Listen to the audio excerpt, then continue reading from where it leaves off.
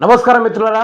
రాష్ట్ర రైతాంగానికి ఈరోజు తెలుపగోరేది ఏంటంటే, ఎన్ని సంవత్సరాలుగా పెట్టని అందరు ఇంట్లోనే మీటర్లు చూసుంటాం కానీ, తెలంగాణ రాష్ట్రంలో మొదటిసారిగా మోటార్ల పైన మీటర్లు ఫీడ్ చేసే సర్కారు కాంగ్రెస్ ప్రభుత్వం ఒక మంచి డెసిషన్ తీసుకుంది. రైతులకందరికీ ఆఫరు. రైతులకి రైతుల నుంచి పన్నులు వసూలు చేసుకునే గొప్ప ప్లాన్ విధించిన రేవంత్ రెడ్డి.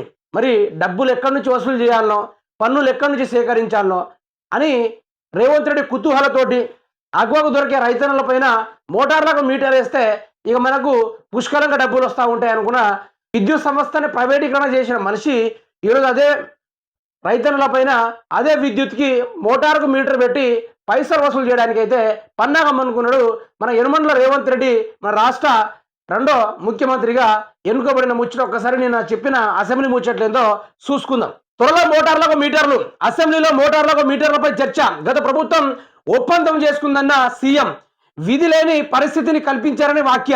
ముఖ్యమంత్రి వ్యాఖ్యలపై సర్వత అనుమానాలు. మోటార్లకు మీటర్లు తప్పవా అన్న చర్చ. కాంగ్రెస్ ప్రభుత్వమే మోటార్లకు మీటర్లు పెట్టే కుట్ర చేస్తుందన్న హరీష్ రావు. అయితే ఇది వాస్తవానికి నిజం చెప్పాలి. ఎందుకంటే మిత్రులారా, తెలంగాణ రాష్ట్రంలో 69.5 లక్షల మంది రైతులు రాష్ట్రంలో వ్యవసాయం చేసుకుంటా ఉన్నారు.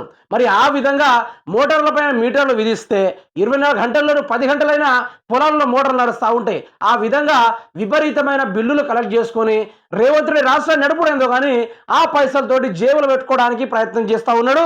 ఆయన జేబులు పెట్టుకొని ఇంకేనా పెట్టుకొని కానీ రైతన్నులను ముంచడానికి అయితే ప్రధానంగా ఒక పని అయితే చేస్తూ ఉన్నాడు. మరి రేవంత్ రెడ్డికి ఏ శాఖ మీద కన్నేయకుండా మరి రాష్ట్ర రైతాంగం వారిపైననే పన్నులు విపరీతంగా విధించాలనే ఆలోచన వేయడం కూడా కరెక్ట్ కాదని నిన్న జరిగిన అసెంబ్లీలో వాడవేడితోటి తేల్చి చెప్పాడు హరీష్ రావు గారు. అయితే దీనికి తగ్గట్టుగా చూసుకుంటే మాత్రము రేవంత్ రెడ్డి చేసే తీరు బాగోలేదంటూ, మీరు మోటార్ల పైన మీటర్లు పెట్టుడు అది కూడా కరెక్ట్ కాదంటూ, రైతులకు ఇప్పటికే రైతు బంధు అందాల్సింది పోయి ఇప్పటిదాకా రైతు బంధు ఊసేలేదంటూ, రుణమాఫీ చేస్తా అని చెప్పి ఇప్పటిదాకా రైతులని మభ్యపెడుతూ దూరం దూరం తిరుగుతున్నాడనే ఆకాంక్షలు వినబడుతున్నాయని హరీష్ రావు అయితే బెడిసిగొట్టే వ్యవహారం చెప్పడం జరిగింది. రాష్ట్రంలో రైతన్నలకు ఏమైనా చేస్తానని ఆశతోటి కుతూహలంగా ఎదురుస్తున్నప్పటికీ మరి రేవంత్ రెడ్డి ఏమైనా చేస్తాడా అంటే మోటార్లకు మీటర్ పెట్టే ఆఫర్ ఇస్తా ఉన్నాడు. మోటార్లకు మీటర్ల అంశంపై అసెంబ్లీలో చర్చ సందర్భంగా ఆందోళనగా అంశం వెలుగులోకి వచ్చింది. మీటర్ల విషయంలో కేంద్రంతో గత ప్రభుత్వం ఒప్పందం చేసుకుందని సీఎం రేవంత్ రెడ్డి వ్యాఖ్యానించారు. విధి లేని పరిస్థితి కల్పించాలని వ్యాఖ్యానించారు. సీఎం చేసిన ఈ వాక్యం సరికొత్త అనుమానాలను రేకెత్తిస్తున్నాయి. మోటార్లు పెట్టడానికి ప్రభుత్వం సిద్ధంగా ఉందా అన్న సందేహాలు కలుగుతున్నాయి.